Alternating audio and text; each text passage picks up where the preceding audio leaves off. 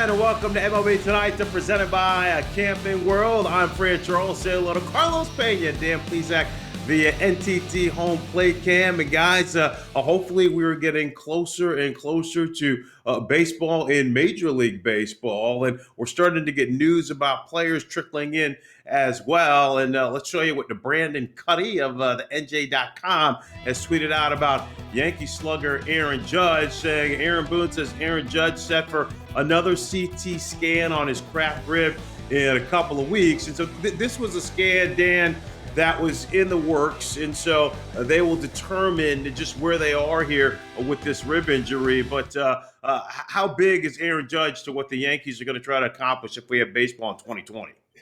He's really big, Fran. I mean, you're looking at one of the best players in the game of baseball. From a physical standpoint, he's as imposing figure as there is in the game of baseball. And kind of as the Yankees go, this guy really is the guy that drives that engine.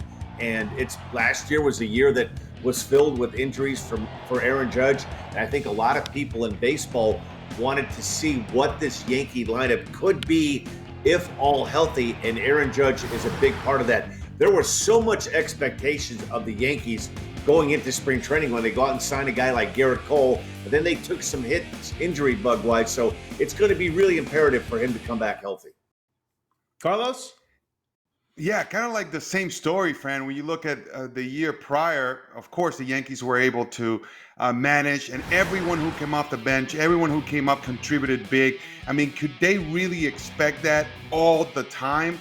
I don't think so. They have to be healthy. And I was over there in spring training when I heard about the injuries and specifically Aaron Judge. I wasn't as optimistic. You know, I knew it was going to take longer than they were saying. And of course, right now you see him going for another CT scan. I always tend to err on the side of caution when we're talking about injuries. And right here, this proves it. Now, does this mean that he is not healed 100%? Absolutely not. This could be just a routine checkup to make sure he's healthy. I've heard it said that they are healthy. So let's not speculate that he is still hurt. I think that might be a little bit too aggressive of a statement, but I'm still concerned. You know, I'm going to play it with caution if I'm a Yankee fan and not go hooray just yet. I have to make sure that I have my ball club out there nice and healthy to be able to perform what they are expected to do this season, if there is baseball. All right, guys. Well, like you just said, if there is baseball during this COVID-19 pandemic we're dealing with, we have no one other than the frontline healthcare workers to thank for all the aggressive work that they've done to battle this virus. And so Major League Baseball is teaming up with the 13 other professional sports leagues for the Real Heroes Project. Today is National Nurse Appreciation Day. And we've got this initiative going on here. So athletes from 14 professional sports leagues are dedicating their jerseys and uniforms to a special healthcare hero who is helping their community on the forefront of this global crisis. Starting Wednesday, each participating athlete will share a personal thank you message to their healthcare hero on social media utilizing the hashtag #RealHeroes, covering their name on their jerseys or uniforms and replacing it with the name of their healthcare hero. Christian Yelich, Aaron Judge are the two players from Major League Baseball involved, and Aaron Judge with a message for his hero. Hi, I'm Aaron Judge of the New York Yankees, and my frontline hero is Stephanie Pantelis. I've read a little bit about you and heard about the countless hours you spend at the hospital, coming in on your days off to, continue to help those in need is just truly amazing. So continue to be, a light in all of these dark times, and you're not only a hero today, but you're a hero every day, Stephanie, so thank you. Woo!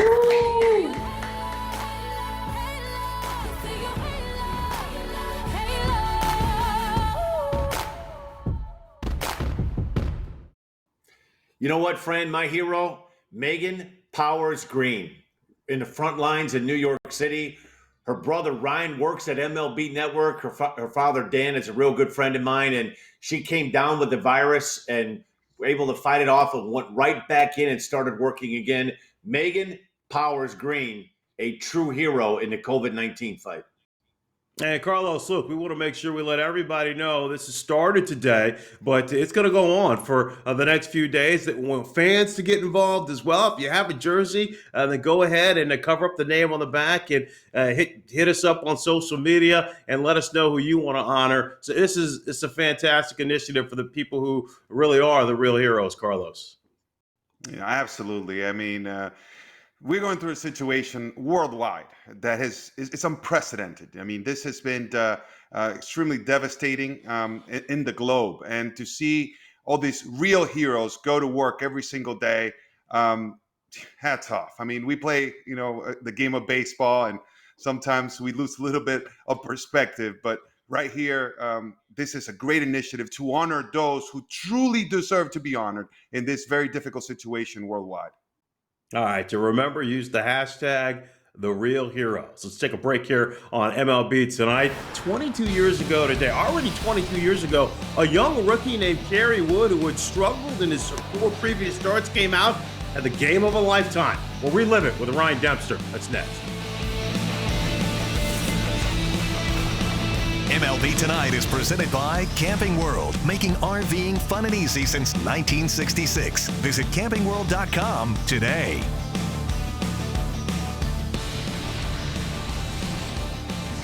And welcome back to MLB Tonight, presented by Camping World. 22 years ago today, a fresh-faced Kerry Wood, the young rookie for the Chicago Cubs, had the game of his life. Struck out 20 Houston Astros. As we take a look here at the most strikeouts in a single game in MLB history. This is for 9 innings or fewer, so it doesn't include the extra innings, the rocket on there twice. But Kerry Wood, 22 years ago today, Ryan Dempster sitting down with Wood to go back down memory lane.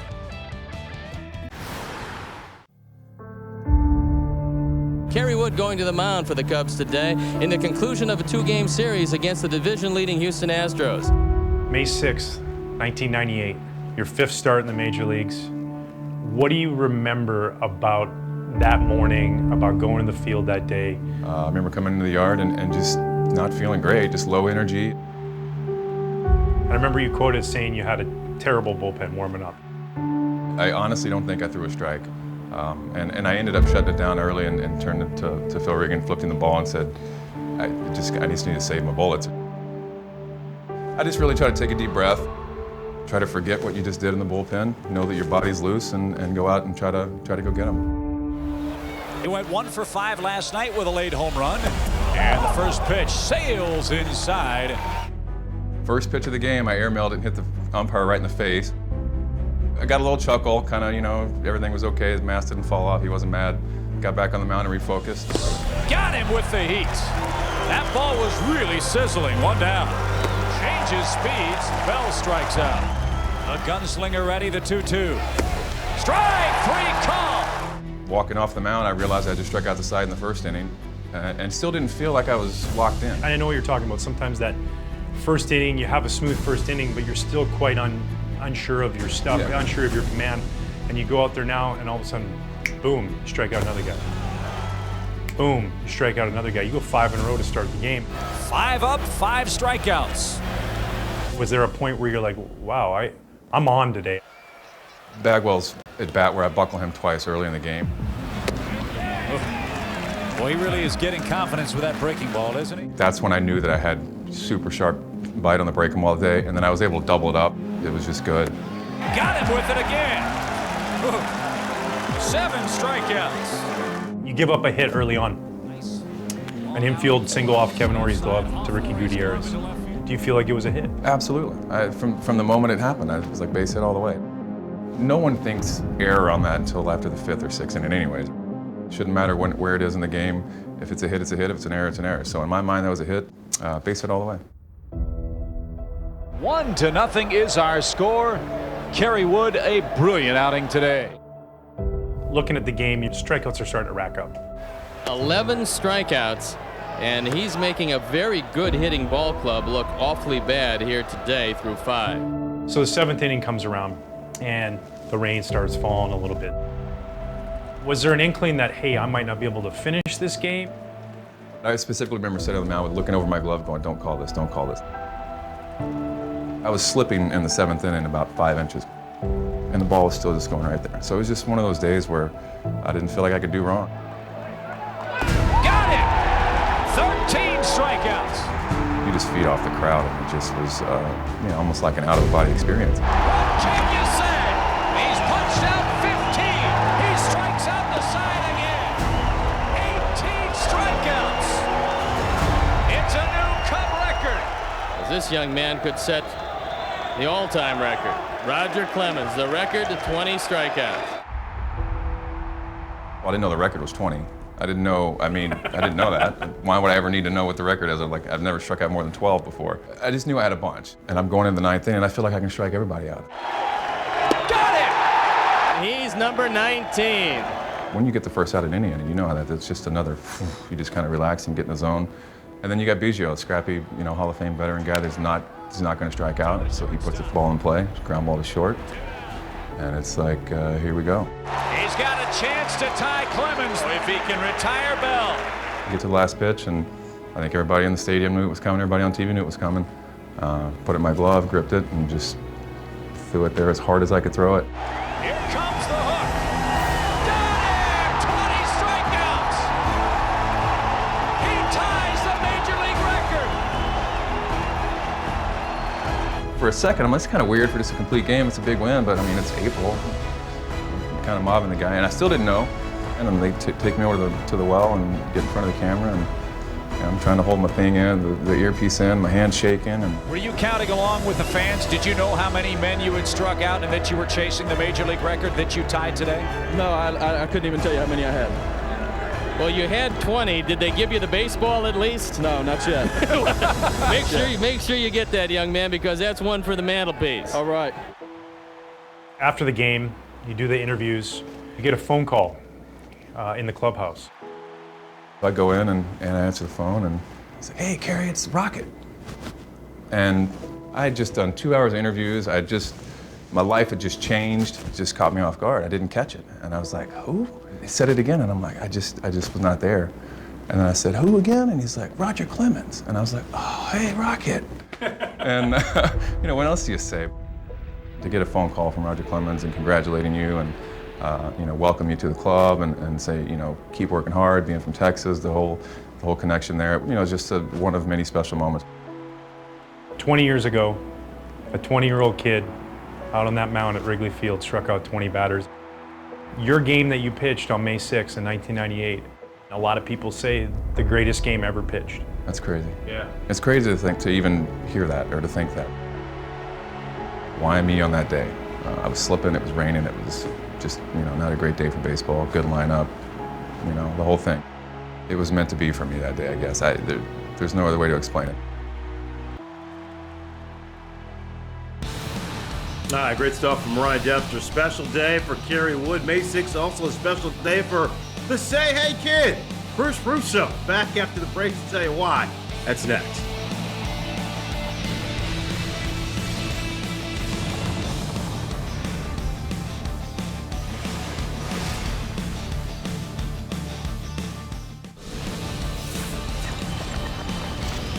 MLB Tonight is brought to you by GoDaddy. All the help and tools you need to be online. Start now at GoDaddy.com. Frank Charles back with you on MLB Tonight. Happy 89th birthday to the Say Hey Kid. Willie Mays played 22 years in the majors and, of course, one of the greatest players of all time, over 3,000 hits, 660 home runs, and just about 100 RBIs, just short of the 2,000 mark. But, I mean, what a career. NL Rookie of the Year, MVP 54 and 65.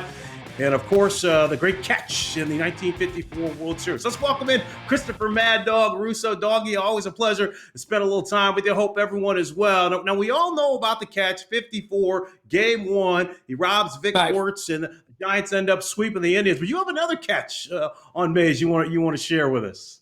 Great job, friend. Always good to be on with you. This catch, now listen, I'm 11 years old. This is not on television. I don't think this is a game of the week, but this catch against Bobby Tolan, take a look at this, right center field.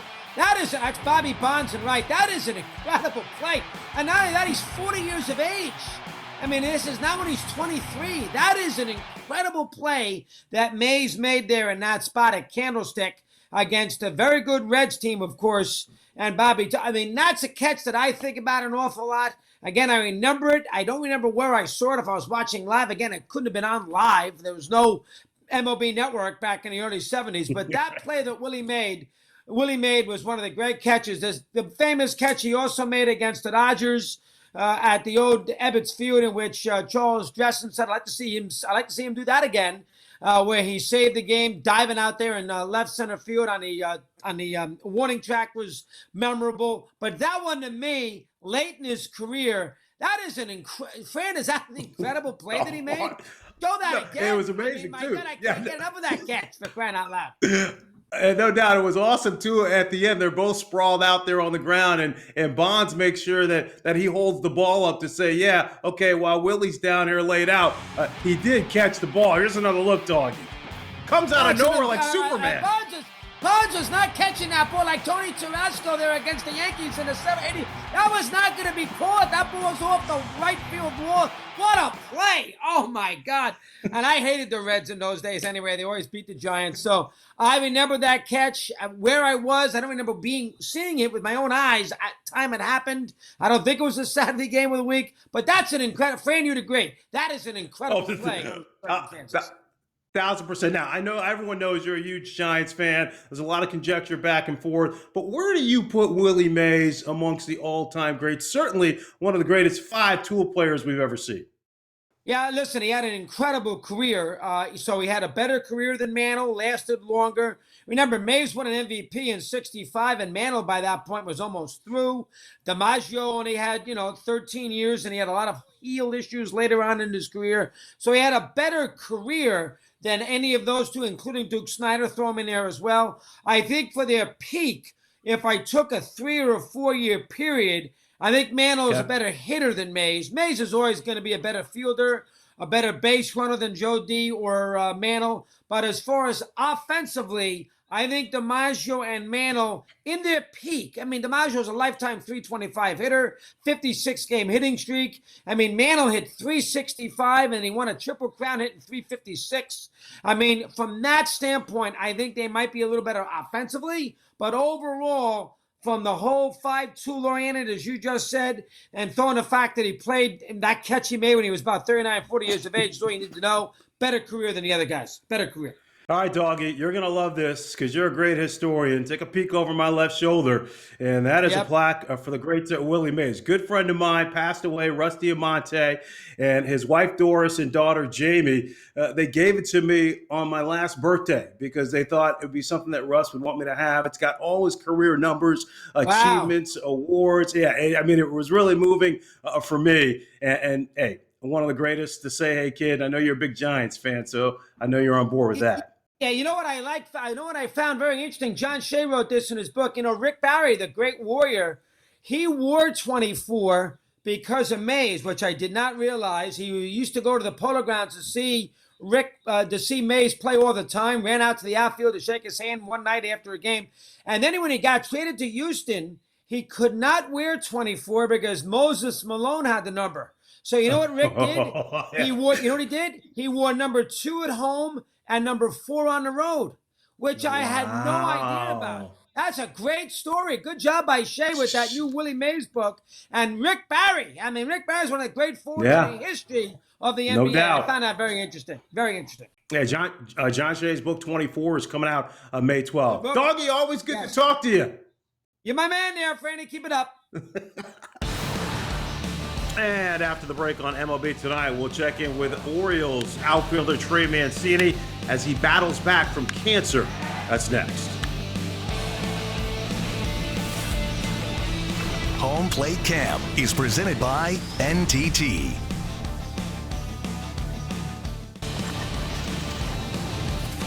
Welcome back to MLB Tonight, presented by Camping World.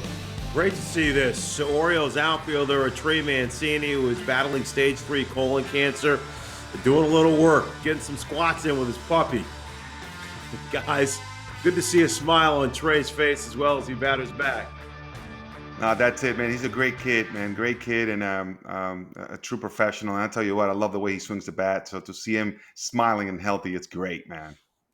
You know, a terrific guy, Fran, and he's a guy that we're all going to be rooting for once baseball starts back. So Trey Mancini, you've got 3 fans you're looking at right here. We're all wishing the best for Trey Mancini. All right, and props to Dan for having a jersey honoring the real heroes. You guys can do it at home too. Hashtag the real heroes as we honor our frontline workers. Carlos and Dan, I'm Fran. Have a great day.